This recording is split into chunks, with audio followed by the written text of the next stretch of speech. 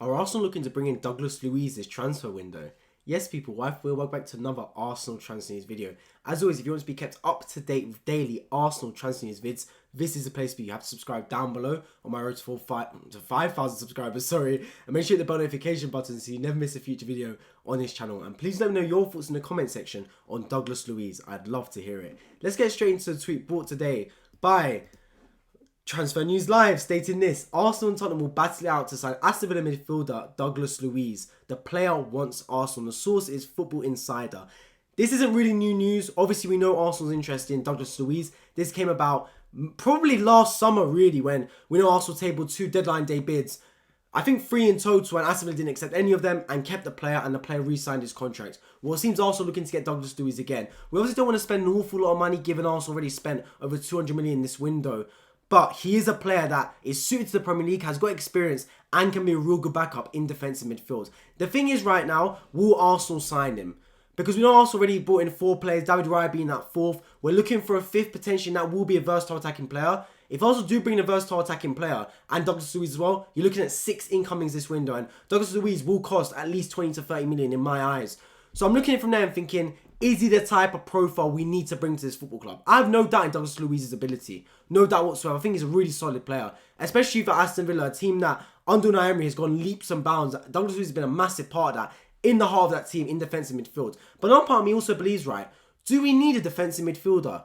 I know obviously that we've got Thomas Partey in there, but he's been playing right back, for example. He did yesterday. Declan Rice can play in centre defensive midfield. Jorginho as a backup as well, and El Neni when he's off the treatment table. I think personally, we need a backup box-to-box midfielder. That's why I think we should target more. Now, whether Douglas Luiz can play that role, I'm not too sure. But for me, I think that's who we should be targeting more. That type of profile, that type of midfielder. Because if Declan Rice gets injured, who is playing our box-to-box role, you got Havertz there, who's clearly more attacking than a box-to-box player. And other than that, we haven't really got a box-to-box midfielder, and very few top-tier box-to-box midfielders exist in football, let alone in the Premier League. But they're one of the most sought-after positions in the world. I mean, you look at Jude Bellingham. He's a glaring example of what box-to-box midfielder gives you. Up and down, up and down, up and down, contributes defensively and offensively. I think he'd be a massive piece, obviously, to Real Madrid. And if Arsenal can find someone very similar, that should be the aim. The problem is, they cost a lot of money. As I've said before, there's not a lot of them in world football.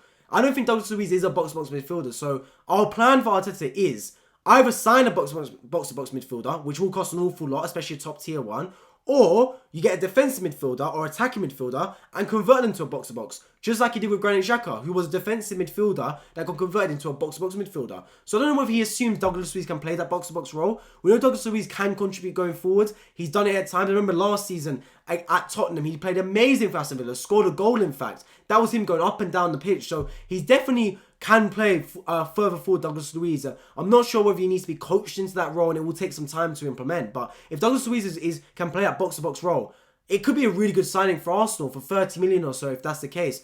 Look, this is one to keep an eye on. I don't really think Arsenal will push heavy for this signing. It says Tottenham also interested, but of course the player will choose Arsenal over Tottenham. I mean, that's a no-brainer. If you've got a choice between Arsenal and Tottenham, you'd be choosing Arsenal every day of the week. I think even some Tottenham fans would choose to play for Arsenal over Tottenham right now. Do you get what I mean? But the main thing is for Arsenal, right? Sell certain players and try and bring in an attacking player for me. A Kudus would be perfect. If not Mohamed Kudus, and Michael Olise as well would be perfect sort of signing to bring in. Olise was missing from the starting 11 for Crystal Palace today. So, look, we see there's some kind of, obviously, disruptions happen there. We know that Man City and Chelsea interested.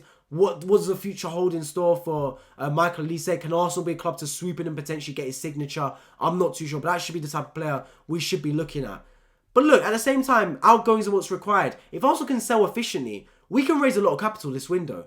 Yes, of course, we've got Balogun potentially going. Yes, of course, we've got Tomiyasu. I've heard reports that he could be going. 30 million or so is what Arsenal are wanting for Tomiyasu. If we can get 30 million for Tomiyasu, that's a good amount of money, man. You can spend that on Douglas Luiz straight away. Tierney is another one that potentially has got interest from Real Sociedad. They're looking at a loan deal. Arsenal looking to sell him permanently. Arsenal doing the right things, man. We should be sitting there going, if you want our players, you give us the money. Obviously, even Thomas Partey, he's had more interest as well. Arsenal have labelled a 40 million price tag on him. We're doing the right things. We're setting our prices. If clubs aren't paying it, we're walking away from negotiations. That's how we should be doing things. We don't need to sell any of these players. Especially the Tomiyasu's, the Parteys, the Tierneys. They can play a part in the squad. We don't need to sell any of these players.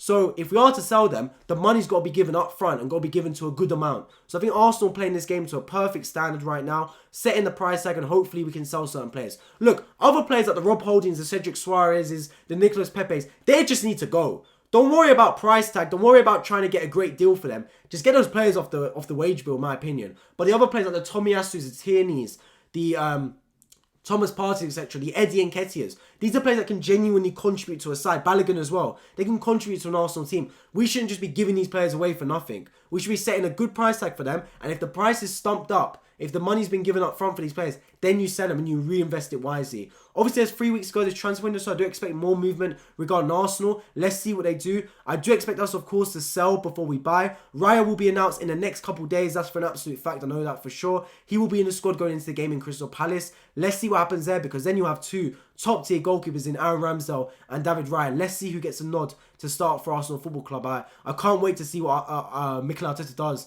in that sense. Then after that, we're back to no real strong rumours. No real strong rumours whatsoever. So, look, if Arsenal can sell some players in the meantime and then look to bring in one more attacking player, I'd be delighted with that. If we bring in an attacking player and a box-to-box midfielder, that's a cherry on the cake. And if we can bring in some kind of lone striker, someone that can at least be some kind of goal scorer. I mean, I watched Alexander Isak today for Newcastle, and that type of profile striker would be perfect for Arsenal. Someone that's strong, competitive, can score goals, assist play, hold up the ball. He's just a complete striker. Whereas right now, I feel like Arsenal, we have a mixture of strikers that can do a bit of everything, but they do it individually. Like, Havertz is good at holding up play, but he can't really score goals. Eddie Nketiah is good at scoring goals, but can't really hold up play. Jesus is good at linking up play, but not really a clinical goal scorer. Do you get what I mean? So we've got 3 strikers, and if we combine all of them into one, it'd be the most complete striker. If you had Eddie Nketiah's goals, with Havertz's hold-up play, with Gabriel Jesus' link-up play, we'd have the best striker on planet Earth. But the problem is, all those strikers do individually that part of the game. We need a complete striker that can do the whole package. The problem is very few of them exist in the world right now.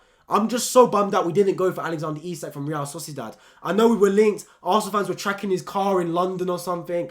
Oh, it would have been a perfect type of signing for Arsenal Football Club. But that's neither here nor there. There's still 3 weeks left in the window. If we can sign a striker, even if it is on loan, a decent striker like a Vlahovic, for example, I will definitely take that. And then for next summer, if we can sign a top striker, that should be our aim for this football club. But the main thing is, the main story today is that Arsenal and Tottenham are set to battle it out to sign Douglas Luiz from Aston Villa. Arsenal, of course, already had the interest in the player, as we tried to sign him last summer on deadline day, but Aston Villa rejected 3 offers. Could Arsenal now go back in for the player and try to bring him to the Emirates, as he does want to sign for Arsenal over Tottenham? I appreciate everyone that tuned into this video. If you're new around here, make sure you subscribe on my road to 5,000 subscribers. And also make sure you become a channel member if you're a hardcore Arsenal fan like myself. You get access to exclusive videos all about Arsenal, which you do not want to miss, and special emotes as well regarding Arsenal Football Club. I'm telling you, it's a match made in heaven. Make sure you become a channel member. First link in the description. And also drop a like down below in this video so it gets out to more people in your algorithm. I'd love to hear your thoughts in the comment section. Please let me know your thoughts on Douglas Luiz. Do you want him to sign for Arsenal? And if not, who do you want to see Arsenal sign? Would you rather see Arsenal target Kudus, Elise, or a box-to-box midfielder? I'd love to hear it. I've been Wi-Fi, but I appreciate you guys all for tuning in, and I hope to catch you all in my next one. Take care.